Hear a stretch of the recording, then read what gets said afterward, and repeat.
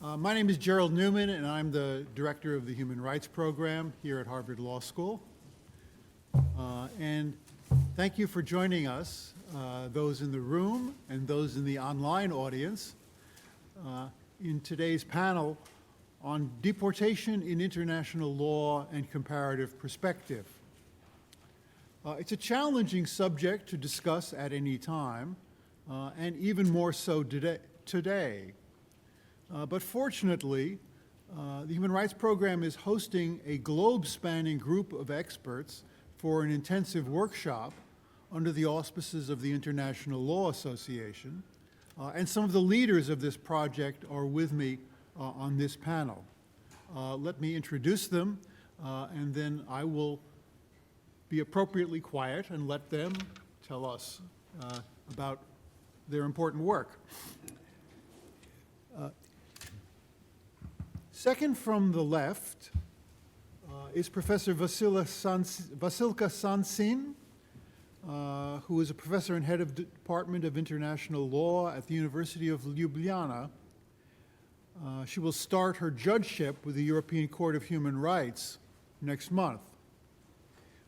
She served from 2019 to 2022 as a member and vice chair of the UN Human Rights Committee, the monitoring body for the International Covenant on Civil and Political Rights. And she is the co-chair of the International Law Association's Committee on International Migration and International Law. To her right is Thibault Fleury-Graff, a professor of international law at Paris Panthéon-Assas University in France.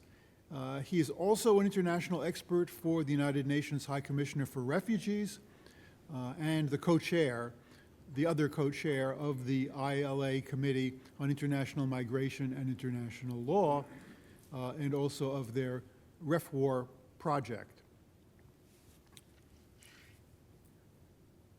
Immediately to my left, Sanzhuan Guo is a visiting fellow at Harvard Law School Human Rights Program and an associate professor from Flinders University in Australia. She's an accredited immigration law specialist in Australia and the rapporteur of the International Law Association Committee on International Migration and International Law. It's beginning to sound familiar. She's a qualified lawyer in China, the United States, and Australia. She was the co-convener of the Academy of the Social Sciences in Australia workshop project on a critical lens on mass deportation of non-citizens, law, crimes, and technology. And all the way to the left, Marinella Marmo is a professor of criminology at Flinders University, Australia. She's a leading scholar on deportation, human mobility, and modern slavery. Her research has been cited by academics and senior policymakers worldwide. She's the chief investigator of the Australian Research Council's Discovery Project on criminal deportation and co-convener of the workshop project on a critical lens on mass deportation of non-citizens, law, crime, and technology, aforementioned. Finally, I'd like to thank our co-sponsors, the Program on Law and Society in the Muslim World, and the FXB Center for Health and Human Rights here at Harvard. Without more preliminaries, please, Professor Sanzhuan.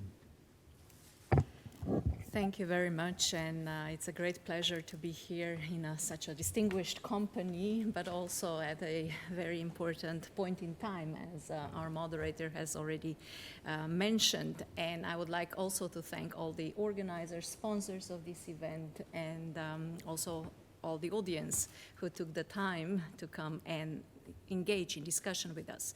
So we were asked to be very short, which I will try to do, and I wish to present to you a little bit the practice of the United Nations Human Rights Committee, where I served recently. And just in order to kind of situate this committee, there are 10 currently UN human rights treaty bodies established on the basis of relevant conventions, and the UN Human Rights Committee is one of those established on the basis of the International Covenant on Civil and Political Rights. It is composed of individuals who serve in their personal capacity as experts, independently from any governments. They are elected from 174 currently states parties to the ICCPR, while there are currently 116 states parties to the optional protocol to the International Covenant on Civil and Political Rights, meaning that these 116 states also accept the competence of the Human Rights Committee to decide on individual complaints. So these treaty bodies, including the Human Rights Committee, are established to monitor state parties' compliance with these treaties. Periodic reviews is one of the, let's say, most general function of these treaty bodies. These reviews take place periodically. The committees have recently, 2 years ago, decided that they will review states parties every 8 years, and that they will continue with these reviews even in cases where states do not come to Geneva for the dialogue, they don't appear for the review, in order to have some, universal, let's say, approach towards these periodic reviews. Those who have the competence, and towards those states that have accepted this competence, also review or decide on individual complaints submitted by authors to these committees, and adopt views which are not binding in the sense of judgment of regional human rights courts. Nevertheless, they should carry great authority, if not for other reasons, because the states have accepted to comply with the optional protocol. It's a bona fide obligation of all states parties. Committees also adopt general recommendations and general comments. The Human Rights Committee adopts general comments in which it clarifies obligations of states under the ICCPR and provides some authoritative guidance on how these treaties are to be implemented in practice. Domestic courts, regional courts, but also International Court of Justice have recognized the great weight that should be ascribed to these general comments when deciding on any potential violations of rights contained in the ICCPR. There is also a possibility of interstate communications to be brought to the United Nations Human Rights Committee. However, this option has never been used so far in practice. There recently has been some emerging, let's say, practice because there were 3 cases brought to the Committee on Elimination of Racial Discrimination. Now, this is perhaps an interesting venue to consider for the future, given that we see more and more so-called erga omnes partes cases being brought to the International Court of Justice, and there would be kind of a similar opportunity before the treaty bodies, including the UN Human Rights Committee. So generally, what these treaty bodies have said is that state sovereignty, when it comes to expelling non-nationals, is not absolute, but is actually balanced against international human rights standards and obligations that protect fundamental rights of individuals, regardless of their nationality or immigration status.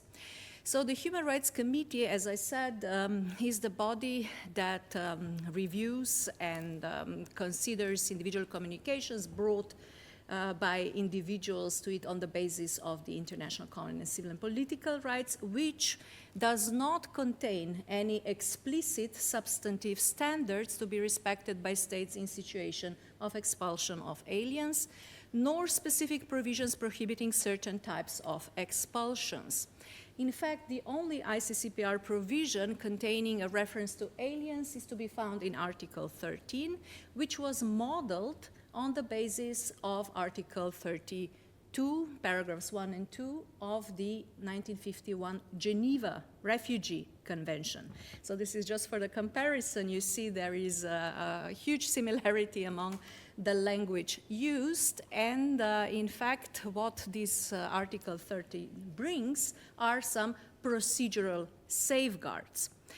But on the basis of the practice also by the UN Human Rights Committee and then the states parties domestically when implementing the covenant, the International Law Commission, when in 2014, it drafted Article 26 and identified what could be these procedural safeguards in cases of deportations, identified these six, let's say, procedural rights on the basis of Article 13 and other relevant articles of the Covenant implemented as per also authoritative guidance by the general comments of the committee and concluding observations. Now, although there is no explicit reference to aliens in the Covenant as such, there is quite a significant practice of the committee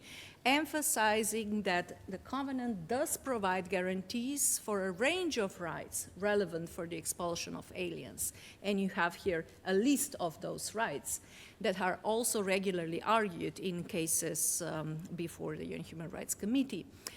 The committee has adopted several general comments explaining the obligations of states under the Covenant. The most relevant for our topic is, of course, the general comment number 15 on the position of aliens under the Covenant. However, in several other general comments that you have here listed, the committee did refer to what are certain obligations that relate also to the rights of aliens that are subject to deportations. In concluding observations, this is the document that the committee adopts after periodically reviewing a state party, we can observe that recommendations touching upon the treatment of aliens, including the situations of deportations, has become a mainstream feature in periodic reviews. And I think it's important to highlight that these documents are all word limited. So there is certain word limit, and the committees, they always have to decide which issues to include and which perhaps to, let's say, sacrifice because the others are more important. So the fact that deportation issues are regularly featuring in the concluding observations is already an important signal of the importance of this topic. In individual communications, from practical perspective, it is very important to note that the committee has been very, let's say, generous in granting requests for interim measures in cases of deportations. And this is of significant practical value because when the committee issues an interim measure to stay the removal of an alien, it means that the state party is expected to comply. It is expected as a party to the protocol to legally comply with this obligation. And given the huge backlog of cases before the Human Rights Committee, it means that this person can be protected by these interim measures for 5, maybe up to 10 years. So it's a very significant practical measure that is becoming more and more of interest also to the lawyers who are working with authors who are finding themselves in these situations. Here you have also some other rights that have been argued in such cases before the Human Rights Committee, including the right to return to the country of his own, as the language of Article 12.4 provides for. But also we need to note that many communications are found inadmissible, mainly due to the non-exhaustion of domestic remedies, but also due to insufficient substantiation. And when one tries to identify criteria for deciding on inadmissibility based on insufficient substantiation, we find a rather inconsistent jurisprudence in that regard. So this was 9 minutes. I apologize for that. Thank you. I'm looking forward to our discussion.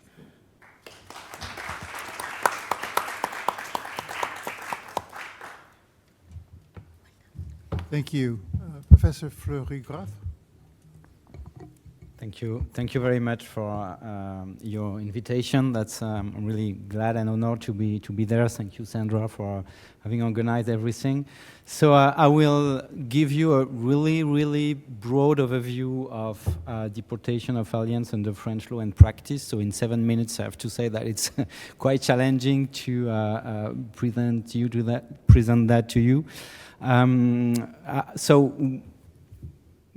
let's start with the general framework and then some general tendencies as of today. So we have two main procedures, and I have included some flash codes. So if QR code, so if you flash this code, you will have a direct access to the sources I'm mentioning, because sometimes it's quite challenging to get access to domestic law, etc. So if you go on this QR code, you will find the Code de l'entrée et du séjour des étrangers et du droit d'asile, which is the French law on right to entry, right to stay, and asylum law for foreigners. So under this code, we have two main procedures.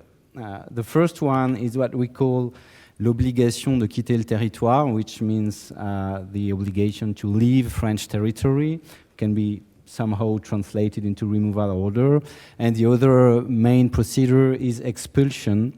And the main difference between these two procedures is that the obligation de quitter le territoire is applied to people that are irregularly staying on the French territory. So either because their visa expired or because they are not more respecting the conditions to get a stay permit, then in that case they can be removed from the French territory.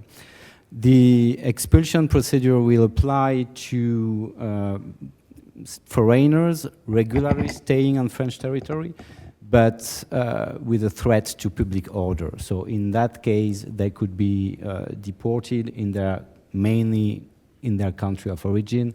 It depends. I will turn then to the case of refugees, for example.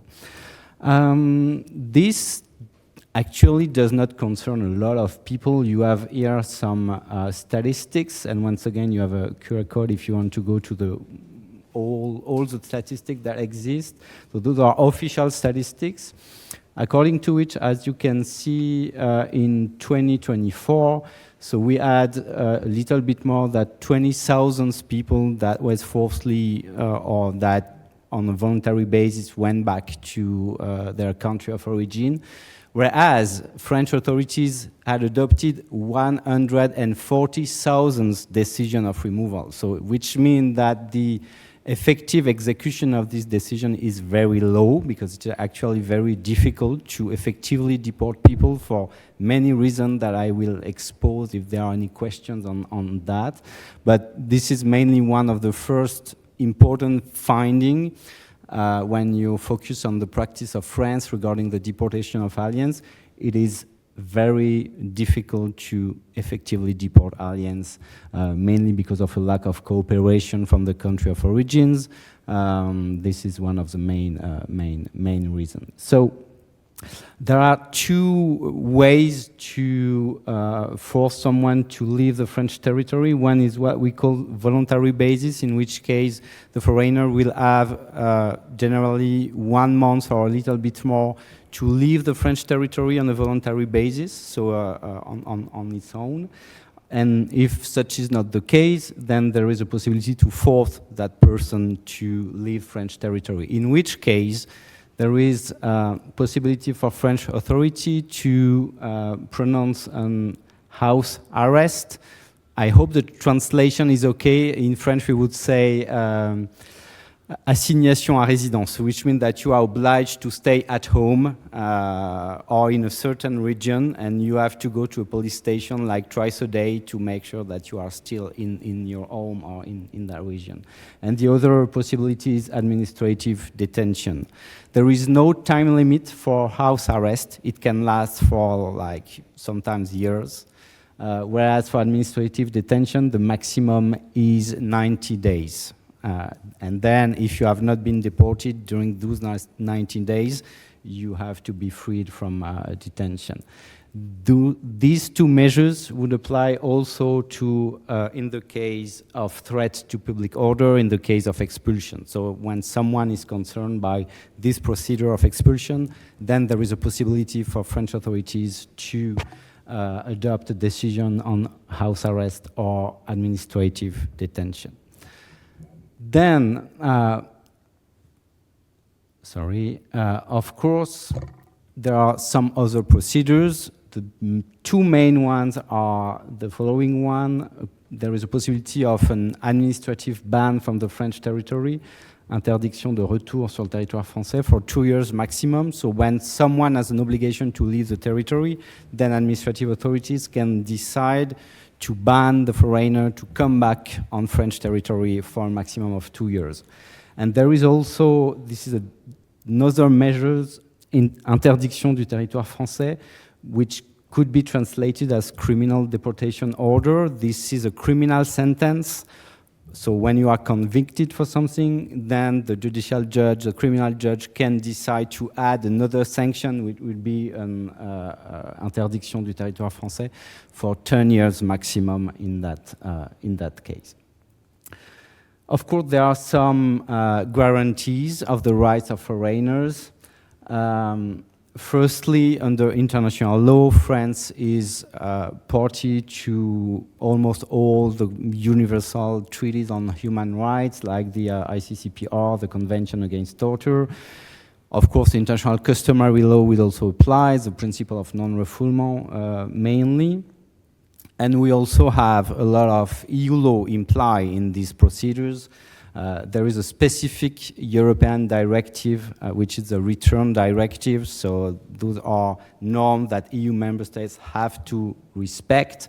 And for example, it means the obligation to adopt a decision on removal, to be able to have the right to contest the decision before a judge, to appeal, etc., etc.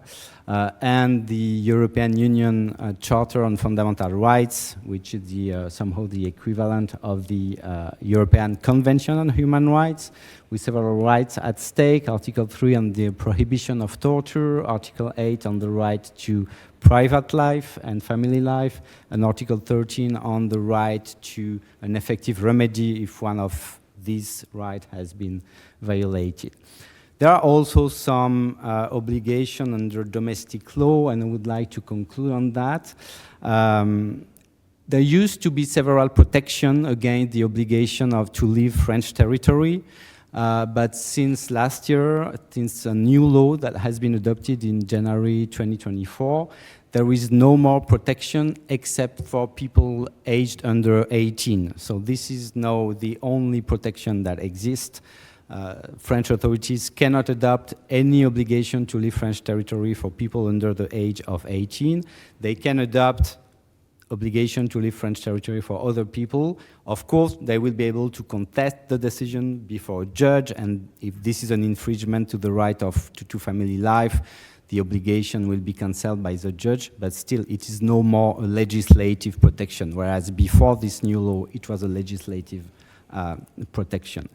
And as to expulsion, there are different categories of foreigners. So the more the foreigner has strong link with France, the more French authority will have to demonstrate a real threat to public order or to national security or to France's fundamental interests to have the right to adopt a decision of expulsion. But to conclude on this point, a new tendency which is really a strong one, is that French authorities rely a lot on threat to public order to use urgent procedures. And according to these procedures, there is then no right for the alien concerned to contest the decision. And this is something that is really important nowadays, included for refugees, which are usually protected against expulsion, against deportation, at least toward their, to their home country. But still, in the recent years, we have seen a lot of deportation, including for refugees, including to their country of origin. Thank you.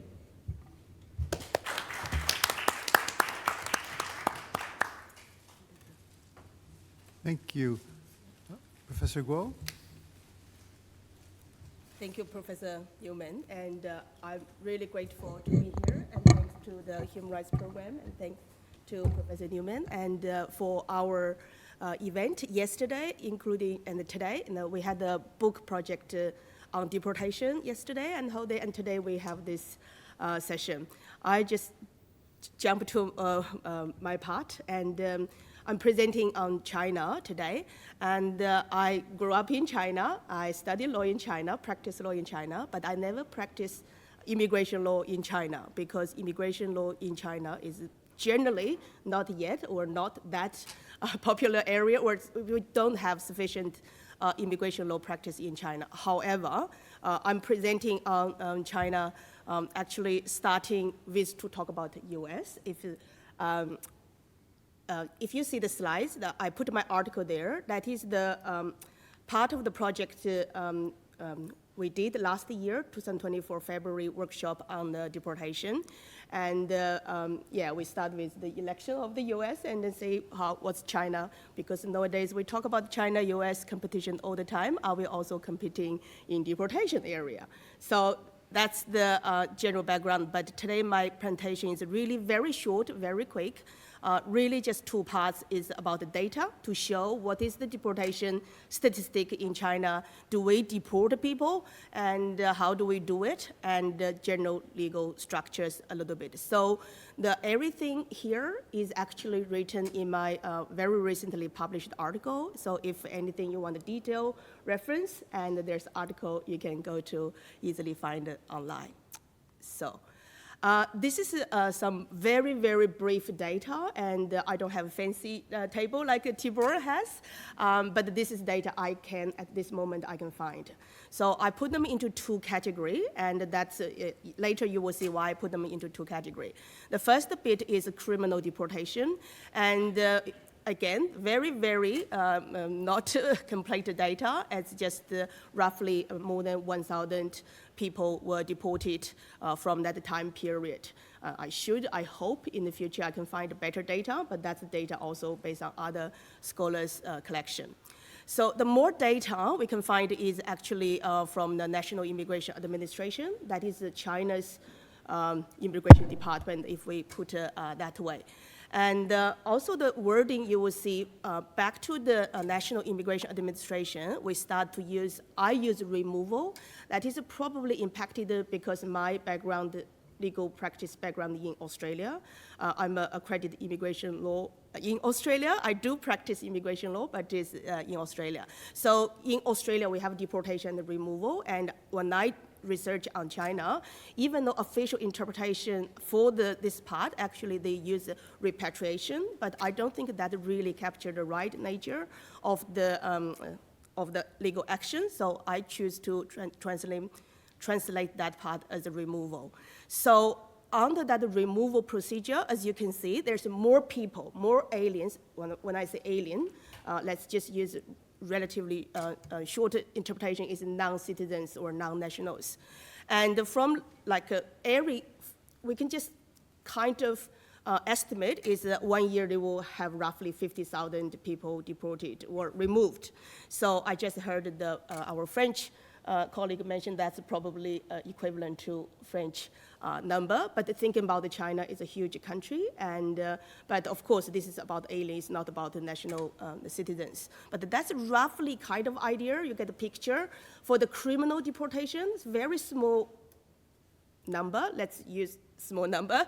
And for the removal, probably bigger number, and China does remove people or expel people, aliens from Chinese territory.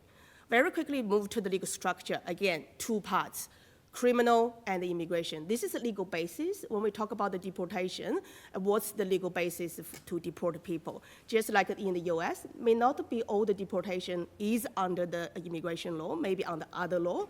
And in China, that's very much the case. And I also hear France seems quite similar. And we do have criminal law under criminal law Article 35. And the judge can, when they make a sentence, they can decide on either the judgment, the sentence, is deportation, Or they can say, okay, you serve in the jail for 15 years and we deport you. So the criminal deportation basically is made by the judgment of the judiciary. So in that sense, criminal justice will apply criminal deportation. This is probably quite different from many other countries, but maybe also similar to certain countries. It's Chinese law. Historically, we follow a lot of civil law system, like German law and French law, and that's kind of tradition. So you may see a little bit the trend of that. So under immigration law, and maybe I just move to this table, it's easier for you to see. I put them all the expulsion of aliens is a fourth category. Criminal one, we already discussed, based on criminal law, criminal deportation. We can call criminal deportation or criminal expulsion, but all other three bits is administrative. It's basically, it's no longer under the criminal justice system. It is back to National Immigration Administration. And within these three parts of the expulsion in China, and we can kind of put them into two categories. One is the people, aliens, they violate general immigration law, and then they will be removed. So we have particular Chinese words for that procedure. So basically, you can just see that's violation of immigration law. However, aliens or foreigners in China, they probably not just possibly violate immigration law, they may violate other laws. They may not reach to the level to criminal law because that would go to another category. But if they violate, let's say, traffic law, and it's a contract law, or many other frauds, and so if they violate other law other than immigration law, if it's a minor violation, and maybe the government will say, you violate the Chinese law, and you should leave, and you should leave within a certain period of time. Generally, will be 15 days. And ask aliens to leave. That is the number three category. But if the violation is more serious, and that just reach to the level to go to administrative deportation. So I use the deportation and the expulsion differently. I use expulsion is more overarching to cover everything, but the deportation is either criminal deportation or administrative deportation. It's more serious deportation, but they also have other categories of the expulsion. That's really my basic structure and my presentation. They have lots of details. What's the legal basis? What's the ground they can do? Because this to understand the structure of the system, and we will know the procedures. Because my paper or my presentation is really about, yes, and every country as a sovereign state, they will have power or rights to expel aliens, but they never have unlimited rights to expel everyone or anyone. They should go through some procedure. But of course, what kind of procedure is the question? I did include in some international standard. I'm not repeating that. It's basically IRC draft articles and ICCPR. I should mention China has not ratified ICCPR. However, China did sign the treaty. So which means is China is not that free, can just say, ICCPR, we have nothing to do with it, we can do whatever we want to do.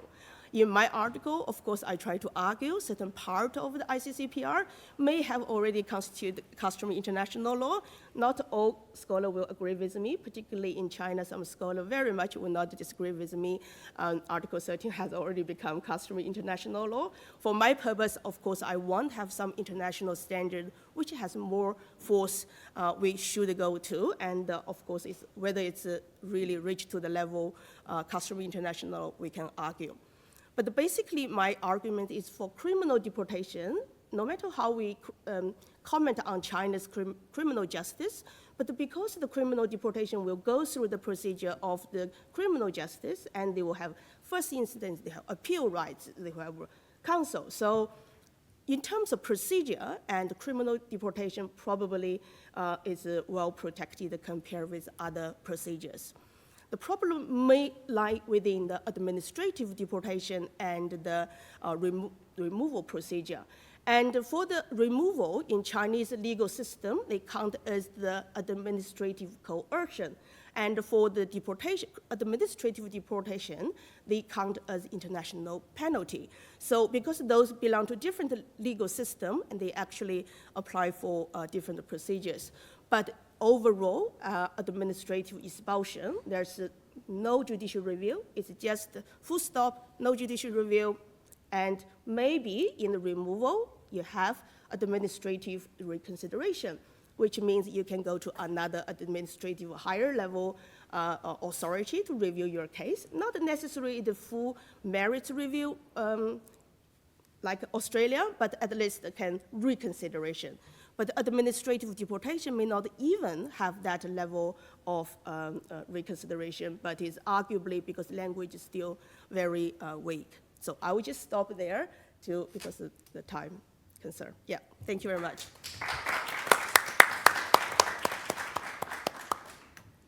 Thank you. Professor Marmo.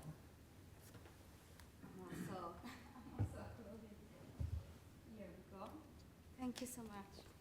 I'm going to start with acknowledging that this presentation was put together in the land of the Ghana people and who are the traditional custodians of a place we now refer to as the Adelaide Plains, and I would like to acknowledge that their sovereignty has never been ceded. My presentation is written through a critical criminology lens, and somehow I try to bring together some of the themes emerging from my fellow panelists. I'm very grateful to be here. Grateful to the Human Rights Program, to Professor Neuman, and to Associate Professor Guo for bringing all of us together, and to my panelists, co-panelists, for the wonderful presentations, and for all of you who came today. But I'm particularly grateful because I'm allowed to have a voice. And this is something that in 2025, crossing the US border should not happen. And so I really want to start from this because it's part of the tensions I want to refer to in my presentation. Why do I have to control and maintain a low key, control my voice and maintain a low key in the days before crossing the US border to join a panel on deportation? Why do I feel the anxiety? Why do I need to prepare for a potential interview at the immigration border? Why do I have to check what I posted on social media? Why do I have to say no to a TV interview for Australian ABC just the day before my flight, which on deportation, which really happened? So and I talked to my fellow colleagues, some of them also shared my concern coming from different countries. And in fact, somebody, fellow academic from Canada, a few days before this workshop, decided not to come physically, but to join us online. So why does it happen in 2025 on for two academics working on the topic of deportation? And so to have a voice, I have to control my voice. And this is a paradox that we have to deal with. My presentation is limited to this identification of what deportation is as a non-citizen being removed from country because of breach of visa conditions and not having regular paper or the sans papiers is included into this, which usually we refer to this as administrative deportation. I think there are lots of unfair elements here. We don't have the time to touch upon, but some of my colleagues already touched upon, for example, Associate Professor Guo just now in China. And the other form of deportation is for those crime committed. And we now, through this workshop, we're learning that different countries have got different practices here. So for example, last night we learned that in Japan, if a non-citizen is sentenced to more than 3 years in jail, then they will be deported upon release from prison. In Australia, if there was ever a gold medal for mistreatment of non-nationals, perhaps Australia is a true contender, it means you only need a sentence of 12 months in prison. What does it mean? It means not just for a serious offense, they may incur to a sentence of 1 year or more, but also for cumulative sentences. So if you commit minor offenses, but altogether, they may be over 12 months. So we're not targeting the critical criminals, the serious offenders, the terrorists. We're really targeting normal non-citizens. And why do we do that? And then, scaringly so, we also now canceling the visa and removing non-citizens for suspected criminal activities such as terrorists. And we learned yesterday Australia is not the only country doing that.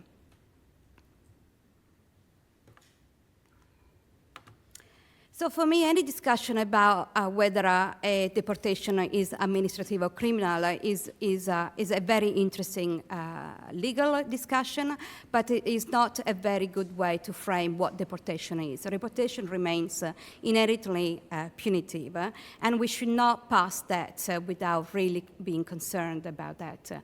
It's rooted in colonialism, and while it's presented to us as legal, is in fact very violent. What is more perhaps to the point here is that it's presented as if non-citizens can go through a bureaucratic process, but this process is a process that involves coercion. And because these people are already in the country, we are undoing belonging. And so we never should stop thinking that from this point of view. With my colleague and actually current lead of this Australian criminal deportation project, Professor Gerald, who's sitting over there, and raise your hand because so you can go to her for any difficult question. Thank you very much. We see that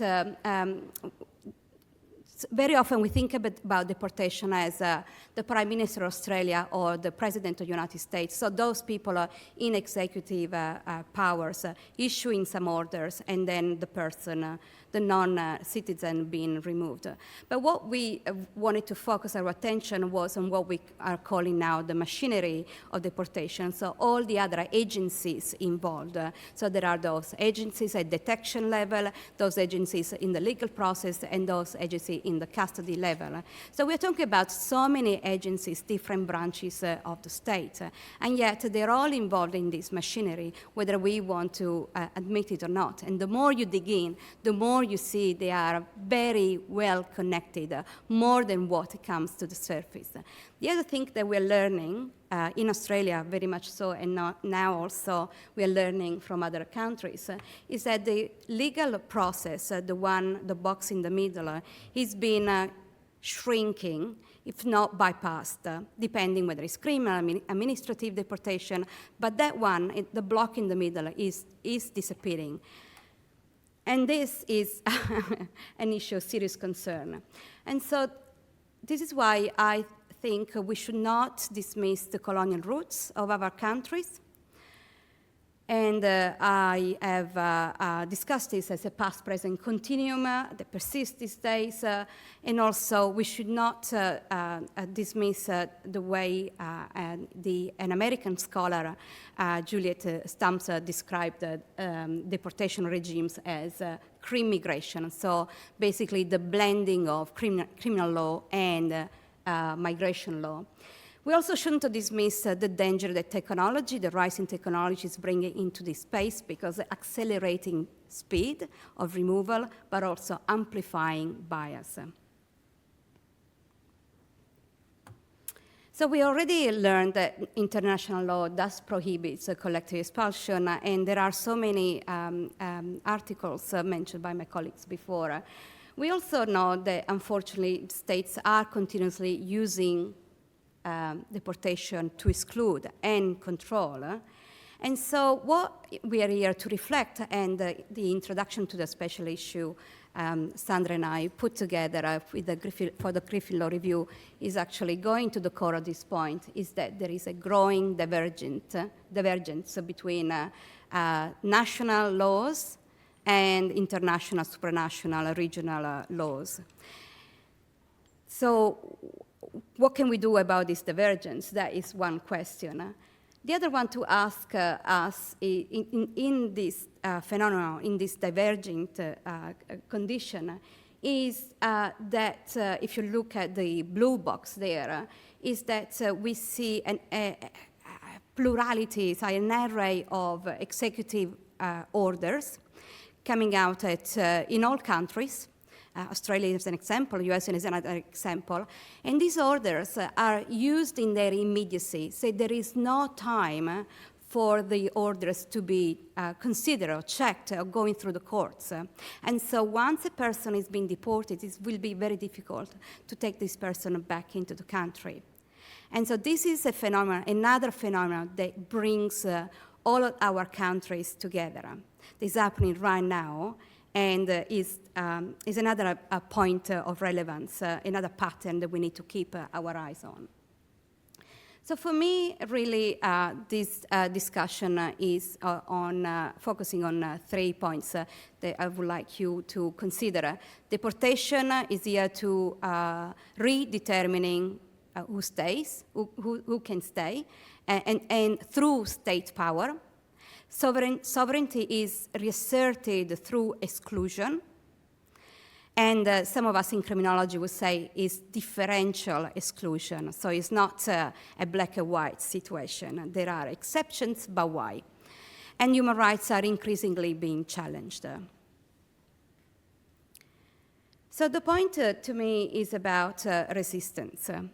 Resistance from the point of the law, from the point of the judiciary, from the civil society, and from us academics. So we should question the normalization of deportation. We should resist the exclusionary logics that is being imposed on us. That requires organization on our part, obviously. And also, we should see how this reshaping of sovereignty is impacting justice. Thank you so much for your attention.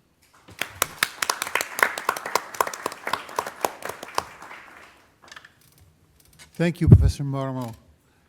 There are a number of questions I could ask, but our time is fairly limited, and I would like to give priority to questions from the floor if there are people who would like to raise their hand. Eva, please.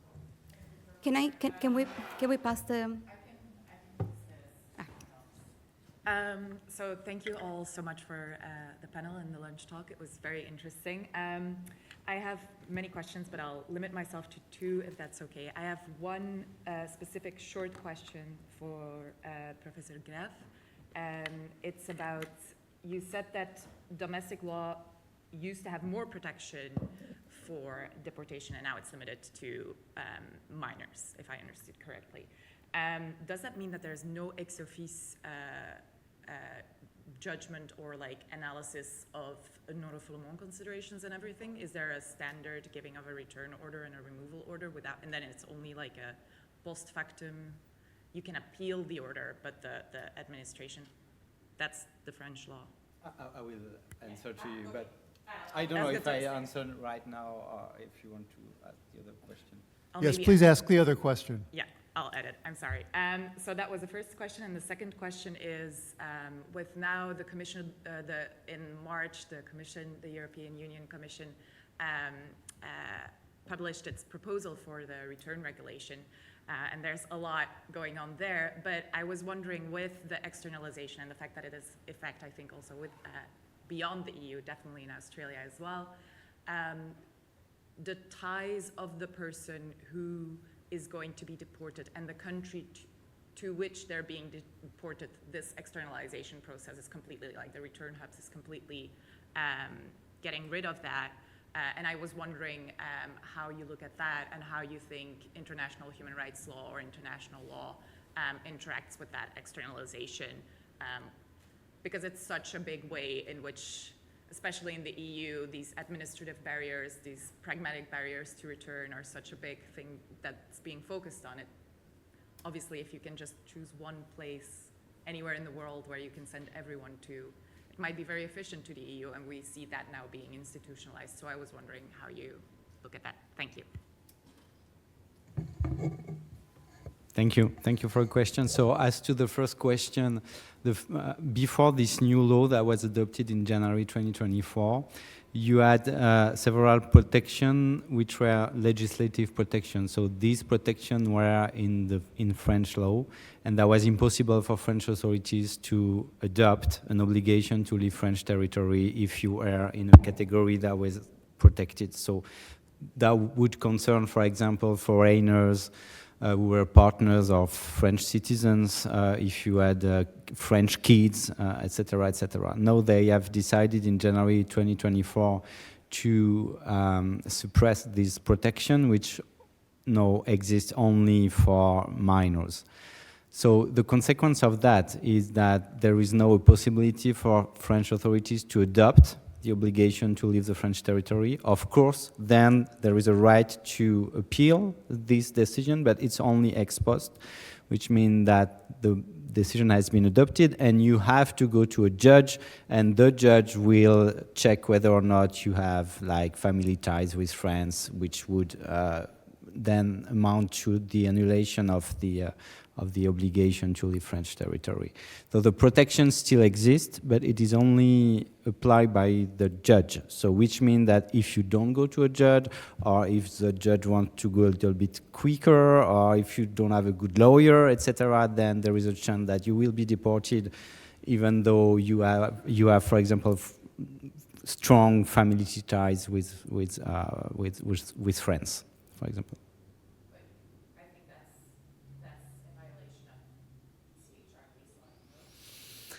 Not really, because as soon as you have a possibility to appeal to a judge, then it's difficult to say that under the ECHR there is an obligation for states to have legislative protection against deportation. The obligation is not to deport people if that would amount to a violation of Article 3 against torture or Article 8 regarding family life, but there is no obligation in the European Convention to have protection in the law of the states. So I think it's not a violation of the convention. And regarding the other question on externalization, very good question. I think that, once again, it's difficult to find in international human rights law an obligation for states not to deport people to other states where they have no specific connection. So which means that externalization is actually, I mean, it's actually why externalization is so important and is developing so much in EU law and practice.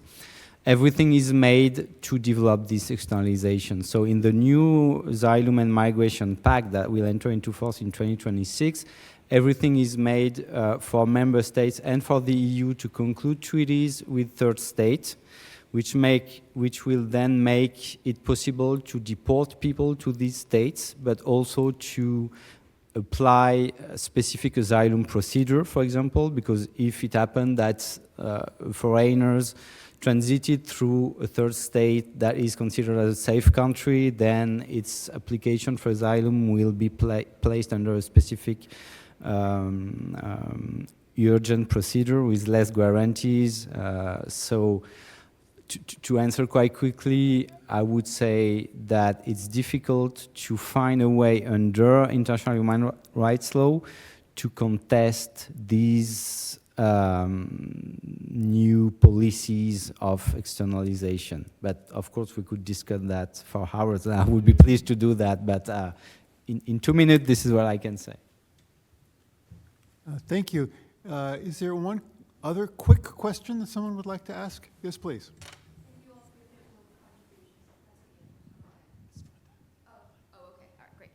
Thank you all for your pivotal contributions. Fantastic work. Just a quick question on the policy and procedures playbook and the audit that goes with that.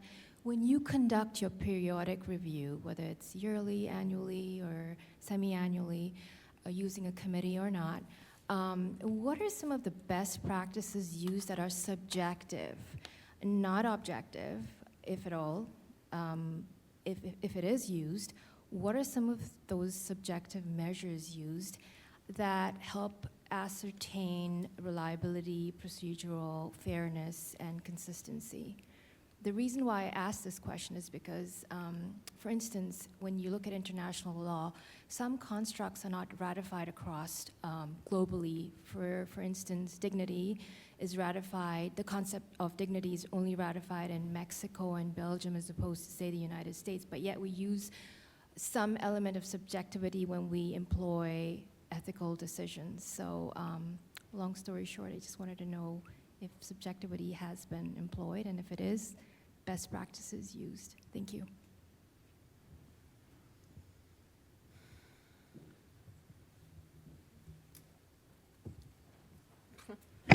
Professor Sanzhuan, we don't have very much time for an answer, so if you could give an example or give an abstract answer on the subject of subjectivity. So the general position of international law, and including the Human Rights Committee, has been that these deportations have to be equitable and fair. So equity and fairness are the underlying tones of these procedures. And in practice, I would say some subjective elements in the decision-making might concern mostly the combination of various factors that would prevent the deportation or removal of a non-citizen or non-national from the state's party's territory. And how these factors, these criteria are presented very much depends on whether the author is represented or non-represented. And especially when the author is represented by very skilled lawyers or even some NGOs. And in that sense, the support of civil society organizations to be able to argue also on this more subjective side on how these certain guarantees are to be used in concrete situation of this particular petitioner are extremely important and might be decisive for the outcome of the decision. Thank you very much. And my thanks to all of the panelists. Please join me in thanking them.